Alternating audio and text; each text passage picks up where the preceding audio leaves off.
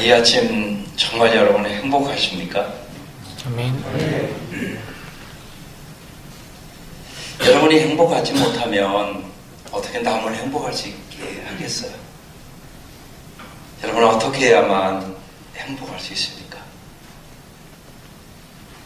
사람이 행복하려면 최소한 3가지를 경험해야 합니다. 첫째는 평안이 행복입니다. 사람은 편안이 아니라 평안해야 행복합니다. 육신의 평안이 아니라 마음이 평안해야 행복합니다. 평안하려면 무엇보다도 관계가 바로 서야 합니다. 하나님과의 관계, 죄 사함 받고 정말로 언제나 감격으로 예배드리는 사람이 보니까 행복합니다. 또한 사람과의 관계 속에서 정말 사랑과 섬김으로 화목하게 살아가는 사람들이 행복했습니다. 물질과의 관계 속에서 자족하고 청지기로 살아가는 사람들이 참으로 행복했습니다. 예배자와 섬기는 자로 그리고 청지기로 살아갈 때 그 안에 진실로 세상에서는 줄 수 없는 평안이 있음을 30년 동안 봐왔습니다. 주께서 요한복음 16장 33절에 이것을 너희에게 이르는 것은 너희로 내 안에서 평안을 누리게 하려 함이라. 세상에서는 너희가 환난을 당하나 강하고 담대하라. 나는 세상을 이겼노라고 말씀하십니다. 정말 평안은 세상의 소유로 얻어지는 것이 아니오시. 관계가 아름다운 사람만, 하나님과의 관계와 사람과의 관계와 물질의 관계가 아름다운 사람만이 하나님이 주는 평안 속에 행복할 수 있습니다. 또 하나는 성숙의 행복입니다. 사람은 성장이 아니라 성숙해야 반드시 행복합니다. 외적인 성장이 아니라 내면의 성숙, 인격의 성숙, 신앙의 성숙이 있어야 행복합니다. 여러분, 결혼의 목적, 저는 언제나 저희가 4주 정도 꼭 만나고 결혼 주례를 해줍니다. 결혼의 목적이 뭐냐고 물어보면 대부분의 사람이 행복이라고 말합니다. 제가 교정하라고 얘기합니다. 성숙해야 행복하다고 말합니다.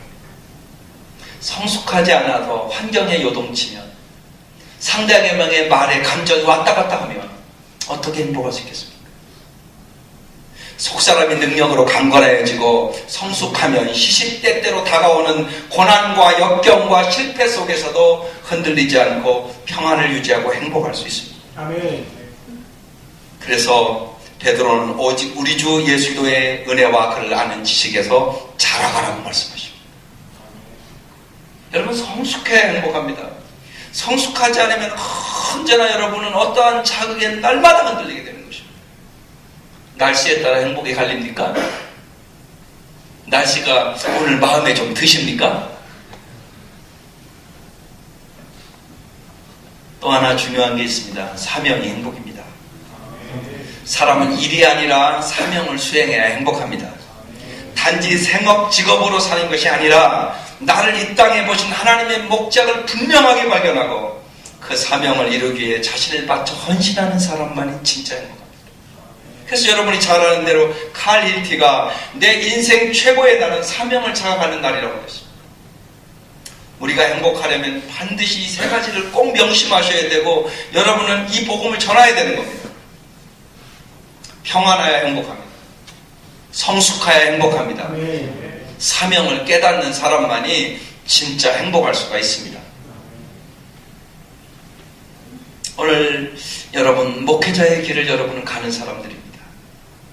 우리에게는 인생에게, 우리 각 사람에게 주어진 분명한 사명이 있습니다. 예수님은 제자들을 위하여 하나님 아버지께 이렇게 기도하십니다. 아버지께서 나를 세상에 보내신 것은 나도 그들을 세상에 보내기 위함입니다. 우리는 하나님께서 우리에게 주신 과업을 성취하기 위하여 부름받은 사람들입니다. 여러분, 부름받음에 대한 확신은 분명합니까? 아멘. 일제강점기에 한경도 나남이라는 도시에 여자 거지가 있었습니다. 그 여자는 여기저기서 밥을 빌어먹고 아이들에게 돌 발매질을 맞으면서 실실 웃으면서 정신 나간 거지로 그곳에 살았습니다. 그런데 일본군이 패망하고 그 도시에 소련군이 진주했을 때 그 여자가 소련군 장교의 군복을 입고 사람들 앞에 나타났습니다. 사실 그 여자는 소련군이 그 도시를 정탐하기 위해 보낸 간첩 소련군 장교였던 겁니다. 그동안 정신 나간 거지 응사를 하면서 얻어낸 정보를 바탕으로 도시의 지주나 관리를 잡아들여 인문 재판에 회부했습니다. 소련 여자 장교는 자기에게 주어진 사명을 감당하기 위하여 거짓골을 하고 사람들의 조롱받는 일을 다 수년을 감당했습니다. 저는 이거를 읽어보면서 소련군 장교라는 자부심 하나 때문에 거짓 사명도 감당하는데 하물며 하나님 나라의 영광을 보게 된 사람들이 천국의 보화를 발견하고 하나님의 나라가 점점 임하고 있다는 사실을 믿는 사람으로서 여러분, 우리는 어떻게 살아야 하겠습니까? 여러분, 우리가 깊이 생각하며 복음을 위하여 사도 바울과 같은 사명을 가지고 살게 하옵소서. 여러분, 그런 눈물의 기도가 필요하지 않겠습니까? 신세 한탄이 나고 있는 것입니까? 먹을 것 때문에 걱정하고 있는 것입니까? 세상 것 때문에 걱정하고 있지는 않습니까? 예수만으로 충분합니다. 예수님만으로 행복할 수 있습니다. 정말 여러분이 찬송하는 대로 주 예수보다 귀한 분은 없네. 세상 부귀와 바꿀 수 없네. 그것이 진짜 당신의 고백입니까? 입술만 고백하는 거 아닙니까? 그렇다면 아직도 사명을 깨닫지 못하기 때문에 행복하지 않은 것입니다. 우리의 인생을 사명으로 생각하고 살면 우리는 천국에 돌아갈 날이 있습니다. 그리고 그날에 우리는 수행한 사명을 설명하고 고된 일에서 벗어나게 될 것입니다. 요한계시록 14장 13절에 또 내가 들으니 하늘에서 음성이 나서 이르되 기록하라. 지금 이후로 주 안에서 죽는 자들은 복이 있도다 하심에 성령이 이르시되 그러하다. 그들이 수고를 그치고 쉬리니 이는 그들이 행한 일이 따름이라 하시더라. 우리의 가장 중요한 영적 훈련 중에 하나는 우리의 삶의 시간들이 사명을 수행하는 시간이라는 사실을 점점 깨달아가는 것입니다. 그러면 우리의 모델이신 예수님이 어떻게 오늘 사명을 감당하신 것입니까? 첫째로 예수님은 오늘 기도하셨다고 말씀합니다. 이때 예수께서 기도하러 산으로 가사 밤이 새도록 하나님께 기도하시고, 여러분 밤이 새도록 기도해 보셨습니까? 하나님과 친밀한 교제야말로 참된 사역의 시작입니다. 정말 예수를 내가 진짜 모르는데 어떻게 예수를 전합니까? 정말 예수를 여러분 잘 아십니까? 정말 아느냐고요, 정말. 예수를 정말 여러분 사랑하십니까? 찬양 부르는 거 말고요. 진짜 내가 여러분 연애해 본 사람은 알지 않습니까? 내가 애인을 보고 싶은 만큼, 내 사랑하는 사람을 보고 싶은 만큼 정말 예수를 보고 싶은 마음이 있었던 적이 있었습니까? 그게 없었다면 가짜입니다. 반드시 사랑을 보고 싶습니다. 보고 싶어서 눈물이 글썽글썽해집니다. 너무나 보고 싶고 만나고 싶고 그렇습니다. 그건 분명한 것 같습니다.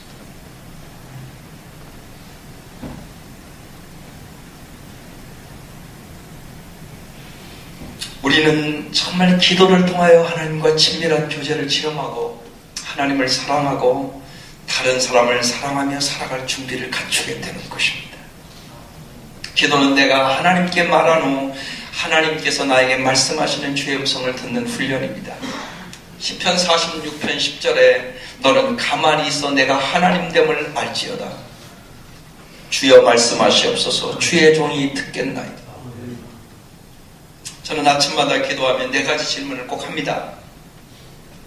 하나님 보시기에 주님과 저의 관계는 요 사이에 어떻습니까? 저와 주님과의 관계가 나날이 친밀해지고 있는 것입니까? 내가 정말 온 마음을 다하여 주님을 사랑하려고 힘쓰기는 하는 것입니까? 그게 첫 번째 질문입니다. 두 번째 질문은, 주님, 저의 인격 성장을 위하여, 내가 예수를 닮아가기 위하여 해야 할 일은 무엇입니까? 오늘 해야 할 일을 가르쳐 주십시오. 오늘 용서에 대해서 말씀을 새벽에 나눴습니다. 혹시나 내가 용서해야 될 사람이 없을까? 말로만이 아닌 정말 진실되게 목회하다 보면 서로 상처를 입히고 그럴 수도 있습니다. 그 사람에게 오늘 전화를 할 것입니다. 내가 부족해서 혹시나 당신이 상처를 입었다면 용서해야 돼요. 세 번째는, 제 가정생활은 어떻습니까? 그것을 묻습니다. 내 아내에게 나와의 관계는 어떤 것인가? 내 아이들에게 관계는 어떤 것인가? 나날이 정말 깊어지는 가정생활이 이루어지고 있는 것인가? 네 번째는, 저의 목회사역은 어떻습니까? 주님, 내가 설교 준비를 잘하고 있는 것입니까? 내가 사역을 하면서 사랑하는 성도들을 날이 갈수록 더 사랑하고는 있는 것입니까? 그런 질문들을 합니다. 그때마다 주께서 주신 은혜가 있습니다. 그래서 기도하는 것 참 중요한데, 어떤 기도를 하는 것은 더 중요한 일입니다. 예인 수녀의 시집, 작은 기도라는 시집이 있습니다. 그 맨 앞에 이런 글이 쓰여져 있었습니다. 수도원에 살면서 단 하루도 기도하지 않는 날이 없지만 기도의 갈증은 끝이 없습니다. 해도 다는 채워지지 않는 그런 나, 항상 가슴을 뛰게 하는 기도는 아마도 영원한 사랑이고 그리움인가 봅니다. 수도 연륜이 깊어진 것에 비해 기도를 더 잘하지 못한 데 대한 부끄러움 또한 끝이 없습니다. 내 평생의 아름다운 기도학교인 수도원에서 오늘도 나는 열심히 숙지하는 학생으로 기쁘게 경화하게 살고 싶은 갈망으로 새롭게 가져봅니다. 하나님을 향한 수직적인 사랑과 이웃을 향하고 나누는 수평적인 사랑이 서로 어긋나지 않고 순한 조화를 이루어 마침내 더 자유롭고 행복한 기도자로 살고 싶습니다. 여러분, 기도하며 행복하십니까? 인간은 누구나 다른 사람의 필요를 다 채워줄 수가 없습니다. 저는 목회를 오래 하면 오래 할수록, 제가 올해 30년째가 됐습니다. 10년 한 것 같은데. 근데 정말 너무나 수고하고 무거운 짐을 짓고 고통당하는 성도들이 많습니다. 여러분, 그것을 내가 어떻게 채워줄 수가 있겠습니까? 만나서 해결되는 문제가 아닙니다. 또한 다 들으면 뭐합니까? 내가 해결할 수 있는 능력이 없는 거예요. 하나님만이 하실 수 있는 일이 수없이 많다는 것입니다. 내 힘으로, 사랑하는 성도들이 많아지면 많아질수록 내 힘으로 해결할 수 없는 문제들은 더 많아지는 것입니다. 만나기도 힘듭니다. 1대1로 찾아가기도 힘듭니다. 양들의 필요를 채우기 위하여 그럼 뭐 해야 되겠습니까? 그 모든 것을 채워줄 수 있는 분은 오직 하나님이십니다. 그래서 우리는 기도자로 살아야 되는 것입니다. 한 영혼 한 영혼을 위하여 정말로 간절히 눈물로 그들의 아픔을 나의 아픔으로 느끼는 사람만이 하나님 앞에 진실되게 아름답게 기도하는 사람인 것입니다. 정말로 기도자로 살아가시기를 바랍니다. 여러분, 그렇지 않으면 일은 하는데 여러분의 마음에는 사랑이 없습니다. 여러분, 그런 생각을 이제는 해봅니다. 젊을 때는 설교를 잘하려고 무척이나 노력을 했습니다. 잘해야 되겠죠. 그러나 그보다 더 중요한 게 있었습니다. 내 마음에 진실로 그 영혼들을 사랑하는 마음이 있느냐는 것입니다. 그게 훨씬 중요한 일이었습니다. 그래서 요새는 설교를 잘하려고 하지 않습니다. 정말 내 마음속에 그들을 향한 뜨거운 눈물이 있기를, 내 마음이 정말 그들에게 향하기를, 그들의 아픔과 고통이 나의 고통으로 다가오기를 기도할 뿐인 것입니다. 기도할 때 하나님은 그 마음을 주시는 분이십니다. 아멘. 주님만이 우리의 마음속에 진정한 사랑을 부어주시는 분이기 때문입니다. 아멘. 사랑이 있는 곳에 기적이 있습니다. 아멘. 사랑으로 기도하면 주님은 반드시 응답해 주십니다. 예수님은 사랑하는 제자들을 선택하기 위하여 밤이 새도록 기도하셨습니다. 기도하는 저와 여러분 되시기를 바랍니다. 두 번째, 예수님은 제자 공동체를 만드셨습니다. 12 제자를 불렀다고 말합니다. 우리는 사람들을 불러서 예수의 제자를 만드는 사람들이지 않습니까? 공동체는 고독한 사람들의 만남입니다. 수고하고 무거운 짐을 진 사람들의 만남입니다. 죄의 짐을 지고 빠르신 고난의 짐을 지고 또 여러분이 사명받아서 여기 왔지만 사명의 짐도 너무너무 무거운 짐인 것입니다. 나는 누군가 내 외로움을 달래주고 따뜻하게 해주고 사랑해주기를 원합니다. 이런 내 기대들이 채워지지 않으면 속상하고 외로워지고 우울해집니다. 이때마다 생각해 봅니다. 다른 사람에 대한 나의 기대는 왜 이렇게 높을까? 내 안에 있는 진정한 욕구는 무엇인가? 그때 깊이 깨닫는 것은 내가 얼마나 개인주의적이고 이기적이고 자기중심적인 사람인가를 깊이 느끼게 됩니다. 그래서 주님은 공동체를 통하여 우리를 훈련시키는 것입니다. 우리는 공동체 안에서 자아를 죽이고 진정으로 남을 위하여 산다는 것을 배우게 되는 것입니다.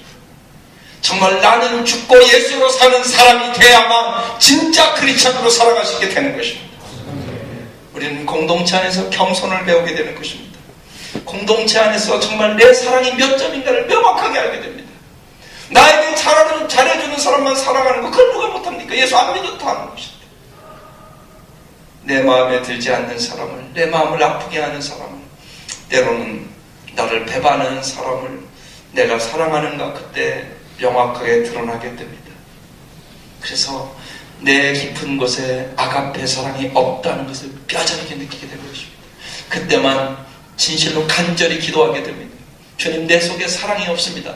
내 속에 사랑이 없는데 어떻게 내가 목회를 한단 말입니까? 가시가지 않도록 도와주십시오. 간절하게 기도하면 주님은 참 사랑을 우리의 마음속에 부어주게 됩니다. 공동체는 어렵지만 영적인 삶에서 선택사항이 아니올시다. 공동체가 없이는 진정 하나님과의 영적 교제는 불가능한 것입니다. 요한일서 4장에 명확하게 말합니다. 누구든지 하나님을 사랑하노라 하고 그 형제를 미워하면 이는 거짓말하는 자니 보는 바 그 형제를 사랑하지 아니하는 자는 보지 못하는 바 하나님을 사랑할 수 없느니라. 주님께서 제자를 부르시고 공동체 훈련을 시키셨습니다. 공동체 훈련의 중요한 두 가지 요소는 용서와 축하라는 쌍둥이 선물입니다. 여러분, 용서가 무엇입니까? 7번씩 70번씩 용서할 수 있겠습니까? 우리 권사님 그랬습니다. 30년 전에 바람핀 남편 지금도 그 생각이 난다고. 그렇게 쉬운 일이 아닙니다. 그 아픔이 너무나 커서 지금도 남편 용서가 안 된다. 30년 전 얘기. 용서라는 것이 무엇입니까? 왜 우리가 십자가를 바라봐야 하는 것입니까? 십자가의 사랑을 체험하지 않고는 절대로 용서가 안 됩니다. 그 아픈 추억들이 자꾸만 살아나는 것입니다. 용서란 내 모든 필요와 욕구를 채워주지 않는 상대방을 지속적으로 용서하는 자세를 갖는 것입니다. 우리는 다 상처가 있습니다. 우리는 다 고통과 실망 속에 살아갑니다. 그래서 우리는 때로 사람들을 붙잡고 그들이 줄 수 없는 애정과 인정과 사랑을 그들에게 기대합니다. 기대하다가 또 쓰러지고 또 상처를 받습니다. 그래서 우리는 서로 용서해야 하는 것입니다. 우리가 서로를 계속 용서하되 어째도 한 번이 아니라 삶의 매 순간에 그렇게 하는 것입니다. 그래서 주님은 마태복음 18장 22절에 7번씩 7번이라도 70번이라도 서로 용서하라고 말씀하고 계신 것이에요. 서로 용서하려는 의지가 없이는 참된 공동체는 불가능한 것입니다. 용서는 공동체 생활의 악유와 같은 것입니다. 용서는 좋을 때는 굳을 때든 우리 모두를 함께 이어주고 서로 사랑에 있어서 우리를 자라게 하는 아주 귀한 거란 말입니다. 그래서 언제나 십자가를 여러분 사순절에 깊이 바라봐야 합니다. 여러분 정말로 십자가의 능력을 아십니까? 여러분 십자가의 능력이 뭡니까? 여러분 뭐라고 생각하십니까? 진짜 십자가의 도가 멸망하는 자들에게는 미련하게 보이나 구원을 받은 우리에게는 하나님의 능력이라고 말했습니다. 십자가의 능력을 진짜 아느냐고 말입니다. 여러분 왜 십자가를 걸어놓는 겁니까? 저는 정말 처음 교회 갔는데 누가 십자가의 능력에 대해서 가르쳐주는 사람이 없었습니다. 그래서 저는 십자가가 교회 표시인 줄 알았습니다. 십자가가 교회 표시입니까? 왜 복음을 안 가르쳐주냔 말입니다. 여러분 십자가는 복음의 핵심 아닙니까? 십자가의 능력을 모르는데 어떻게 예수를 잘 믿습니까?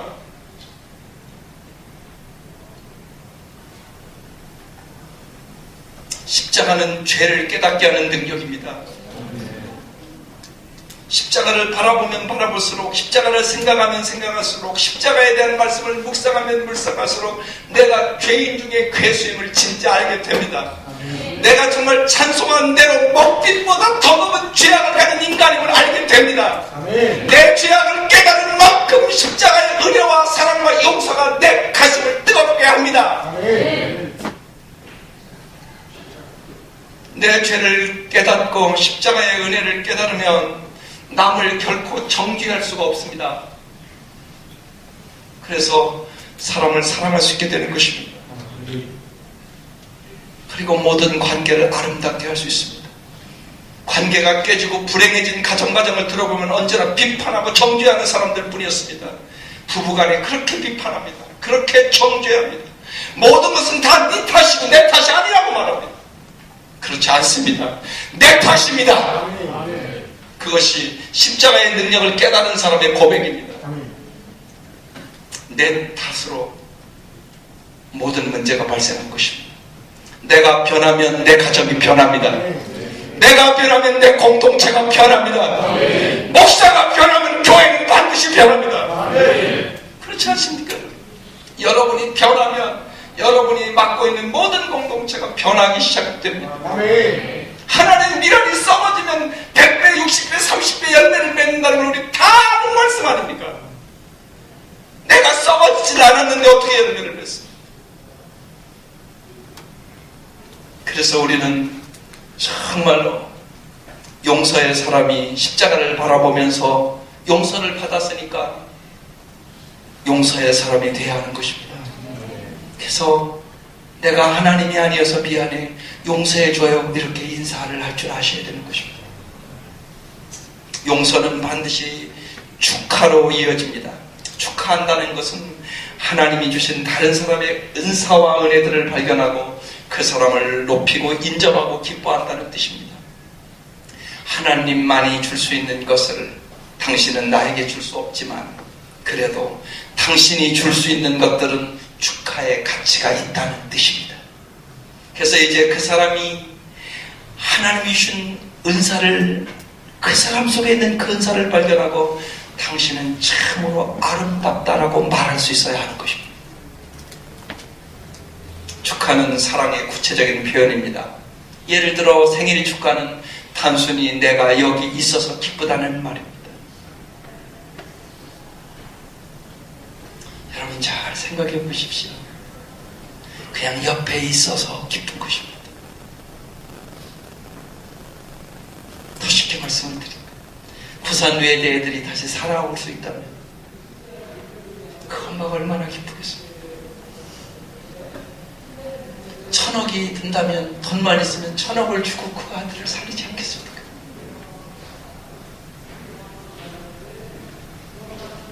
사랑하는 사람이, 천하보다 귀한 사람이 내 옆에 있다는 것이 기쁨입니다. 그것이 축하입니다. 살아있다는 것이 얼마나 기쁜 일인지 사람들은 때로 죽음을 경험하고 그것을 깊이 깨닫습니다. 우리는 교회 공동체 안에서 서로 용서하는 훈련을 습관화될 때까지 해야 합니다. 용서가 있는 곳에 축하가 있기 때문에 그렇습니다. 용서와 축하가 있을 때 공동체는 다른 사람들의 은사를 불러내고 그것을 높여주는 축복의 공동체, 진정한 제자의 공동체가 될 수 있습니다. 마지막 세 번째, 예수님은 치유하셨습니다. 영적으로 정신적으로 병자들을 고쳐주셨다고 말합니다. 여러분, 우리는 성도들을 여러분이 주일학생들을 만났다면 주일학생들도 얼마나 열등의식과 비교의식과 피의식과 얼마나 많은 정신병이 있는지 모릅니다. 그것을 치료해 주라고 부름받은 사람들입니다. 여러분은 문제의 사람들을 환자로 보십니까? 그렇지 않으면 다르게 보고 계십니까? 여러분, 병원에 가면 의사가 있습니다. 의사가 언제나 처음 물어보는 것이 들어가면 어디가 아프시죠? 그렇게 물어봅니다. 그리고 그들의 아픔을 위로하고 어떻게 하면 치료할까 생각합니다. 교회는 수많은 환자가 있습니다. 영적인 환자, 육적인 환자, 정신적인 환자, 정서적인 환자, 너무나 환자들이 있습니다. 교회는 어쩌면 병원인지도 모르겠습니다. 오늘 주님께서 더러운 귀신 들린 사람, 수많은 사람들이 병고침을 받으려고 예수께 왔습니다. 여러분에도 올 것입니다. 정신병 걸린 사람, 정서적으로 감정이 메말라버린 사람, 마음속에 사랑이 다 메말라버린 사람들, 수많은 영혼의 눈을 열어보면 수많은 환자들이 여러분에게 오게 됩니다. 오늘 19절에 온 무리가 예수를 만지려고 힘쓰니 이는 능력이 예수께로부터 나와서 모든 사람을 낫게 함이라 말씀하십니다. 사역은 내 힘으로 하는 것이 아니옵시다. 예수의 능력이 나타나게 하는 것입니다. 많은 사역자들이 자기중심적인 질문을 합니다. 하나님을 위하여 내가 무엇을 해야 할까? 그러나 하나님 중심적인 질문을 해야 합니다. 나를 통하여 주님이 하시고자 하는 일은 무엇일까? 능력이 예수께로부터 나와서 모든 사람을 낫겠다고 성경이 증거하지 않습니까? 우리는 하나님의 치유력을 신뢰해야 합니다.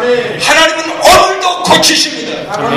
육신의 병도, 영적인 병도, 정신적인 병도, 정서적인 병도 고치십니다.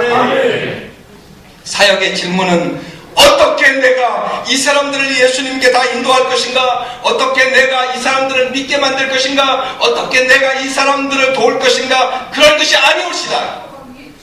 우리가 하나님과의 깊은 사랑의 교제 가운데 내가 살아가고 내가 하나님의 놀라운 사랑받은 자임을 확신하고 내 마음속에 하나님의 사랑이 넘쳐흐르고 내가 주님을 닮아가며 섬기며 그리고 내 자신을 내어놓으면 예수님의 능력이 내 삶을 통하여 흘러가는 것입니다. 그것이 사역이란 말입니다. 내가 뭘 할 수 있는 것이 아니올시다. 주님께서 받은 것을 주는 것입니다. 그래서 사역의 핵심은 감사와 긍휼이 사역의 핵심입니다. 감사란 기본적으로 하나님과 다른 사람의 선물을 받는다는 뜻입니다. 여러분, 때로는 참 안타까운 것이요, 성도들이 복을 못 받았다고. 깜짝 놀란 표정으로 내가 얘기합니다. 아니, 여러분, 예수 믿었는데 복을 못 받았다고요? 여러분, 그렇습니까? 예수를 믿었는데 복을 못 받았다고요? 여러분이 생각하는 복이 뭡니까 도대체? 교회 커지는 게 복입니까? 꼭 인원이 늘어가는 게 복입니까? 여러분, 사역의 복을 얘기하면 그게 아니란 말입니다. 죄사함의 복을 받지 않았습니까? 여러분, 죄 문제가 해결되지 않고는 행복은 없습니다. 죄 문제가 해결되지 않으면 여러분이 십자가에 못 박혀 죽으셔요. 여러분, 영원히 저주받은 인간이 되는 것입니다. 여러분은 다 말로 형용할 수 없는 하나님의 은혜를 받은 사람입니다. 이것이 정말로 믿어질 수 있기를 바랍니다. 정말 내가 말할 수 없는 은혜를 받았다. 받을 자격이 없는 사람에게 주어지는 것이 은혜란 말이잖아요. 내가 정말로 은혜를 받았다. 내가 예수를 아는 것이 기적이다. 예수님이 나를 사랑해 주시다. 예수님이 나를 십자가에 죽기까지 사랑해 주시다. 주님이 나에게 영생을 주시다. 주님이 나에게 천국을 주시다. 주님이 나에게 주신 것이 말로 헤아릴 수 없는 축복이란 말입니다. 그래서 너무나 날마다 고맙다고 말하기 때문에 행복한 것입니다. 예수를 진짜 아는 사람은 행복합니다. 다른 사람들의 선물을 알아보고 받으며 그들의 존재와 기여에 고맙다고 말하는 것은 우리의 사역의 필수란 말이에요. 너를 보내줘서 참 고맙다.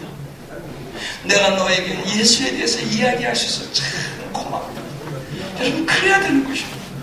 주일학교 학생을 만날 때 그래야 된다고. 네가 와줘서 너무너무 고맙다. 왜냐하면 그 애 때문에 내가 별빛처럼 빛나는 인생으로 바뀌는 것입니다. 무슨 말인지 알아들으셨습니까? 사역은 우리가 원망에서 감사로 옮겨질 때 일어납니다. 영적인 삶은 한마디로 감사의 삶입니다. 감사하는 사람만이 정말로 다른 사람을 행복할 수 있기 때문입니다. 감사하는 사람에게, 여러분 사역을 해보면 합니다. 성도들이 참 감사하는 사람들이 있습니다. 목사님이 내 곁에 있어서 감사합니다. 오늘도 목사님 말씀을 주셔서 감사합니다.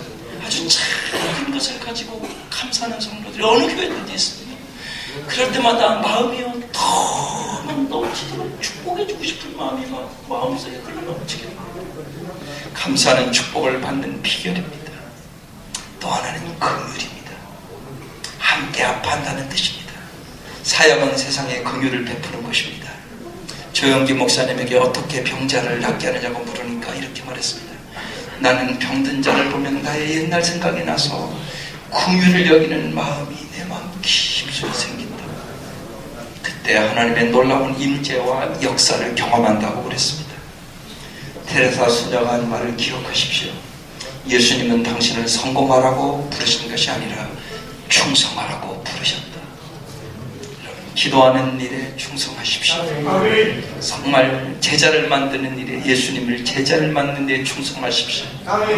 그리고 주의 능력이 나타내기에 충성한 부르심의 길을 가시기를 주의 이름으로 축원합니다. 기도드리겠습니다.